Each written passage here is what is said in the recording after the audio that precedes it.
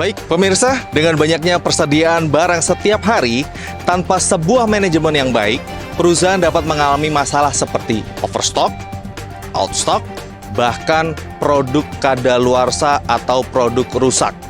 Karena belum dapat mengatur barang yang dimiliki hingga mengalami penurunan kualitas produk.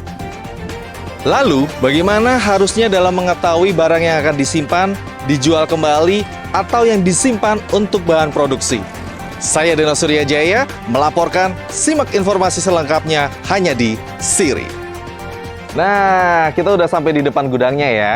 Anggap aja rumah sendiri. Masuk yuk. Nih, memang sih masih kosong ya Sobat Siri ya. Karena memang ini kan rencananya menjadi kantor dan juga gudang saya.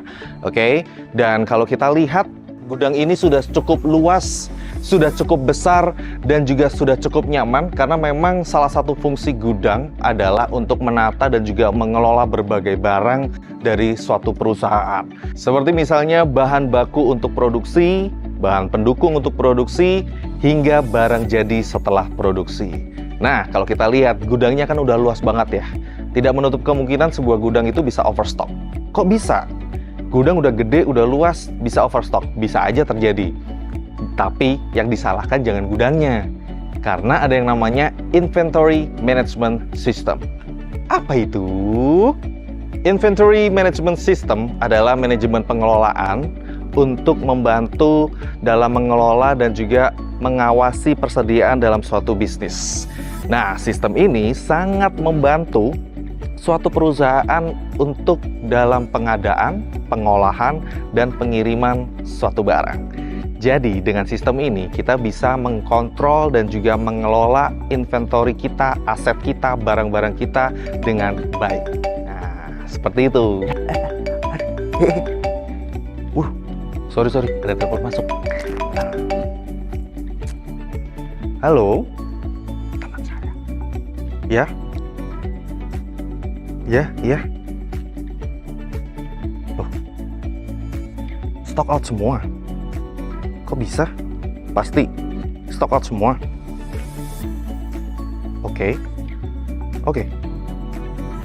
Oke, sorry Sobat Siri, tadi teman saya telepon curhat kalau gudangnya itu stock out semua barangnya. Nah, kita kembali lagi aja ya. Ngomong-ngomong soal stock out, ini ada beberapa penyebab kenapa gudang itu bisa stock out. Oke, yang pertama, barang belum diterima oleh suatu perusahaan. Yang kedua, perusahaan tidak bisa memenuhi permintaan pelanggan karena barangnya habis. Gimana caranya dong memenuhi permintaan pelanggan kan? Dan yang ketiga, perusahaan tidak bisa mengevaluasi stok dengan cepat dan akurat. Ada satu kasus lagi Sobat Siri, yaitu kasus barang kadaluarsa. Kenapa bisa terjadi barang kadaluarsa? Karena tidak adanya SOP yang jelas dari suatu perusahaan. SOP yang jelas itu terdiri dari kapan barang masuk, kapan expired atau kadaluarsanya, masa produksinya, barang bisa bertahan berapa lama, atau bahkan terkadang suatu perusahaan terlalu banyak memasukkan produk atau bahan supaya tidak kehabisan, tapi jadinya malah kadaluarsa. That's why SOP harus jelas. Kalau ngomongin soal Inventory Management System, itu detailnya banyak banget Sobat Siri. Tapi tenang aja, kali ini saya sudah merangkum beberapa metode praktis dari Inventory Management System yang bisa Anda praktekkan di gudang Anda.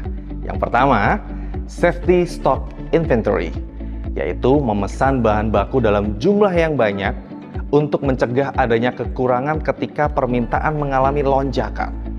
Yang kedua, First in, first out, atau last in, first out. Kalau first in, first out atau FIFO, itu adalah barang yang lebih lama di dalam gudang akan dijual terlebih dahulu sehingga stok yang dimiliki selalu barang baru. Kalau LIFO atau last in, first out, itu bahkan barang yang baru justru didahulukan untuk proses penjualan. Jadi, si konsumen akan mendapatkan barang yang lebih fresh dengan kualitas yang terjaga. Yang ketiga, just in time. mengatur pemesanan bahan baku dari rekanan atau supplier yang sudah ditentukan sebelumnya dan disesuaikan dengan jadwal produksi perusahaan agar mengurangi biaya penyimpanan dan resiko kerusakan. Yang keempat, minimum order quantity. Metode yang menekankan pada jumlah minimal yang akan dijual oleh supplier pada perusahaan dalam melakukan pemesanan bahan baku untuk kepentingan produksi. Jadi, sesuai minimum pemesanan aja ya. Yang kelima atau yang terakhir, economic order quantity. Metode dengan pembelian ideal yang harus dilakukan, pertimbangannya adalah total biaya produksi, tingkat permintaan, prediksi fluktuasi pasar, tren, dan lain sebagainya.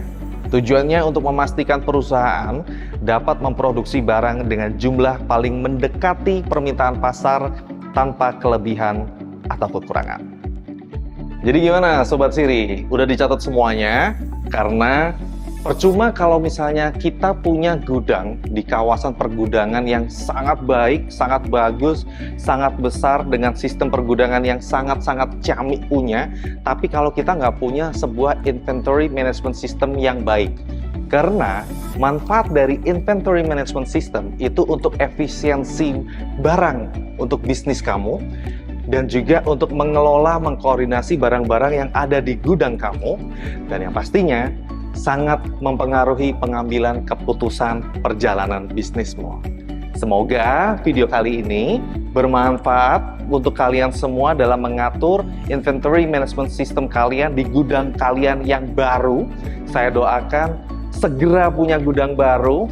Tentunya kalau misalnya kalian atau Anda semua kepingin memiliki gudang dengan kawasan yang terbaik, dengan kawasan yang paling aman, dengan sistem yang paling terbaik juga, kalian tahu harus menghubungi siapa, silahkan hubungi kontak person yang ada di sini, atau bisa datang aja langsung ke kawasan pergudangan Siri. Jadi, kapan serah terima unitmu di Siri?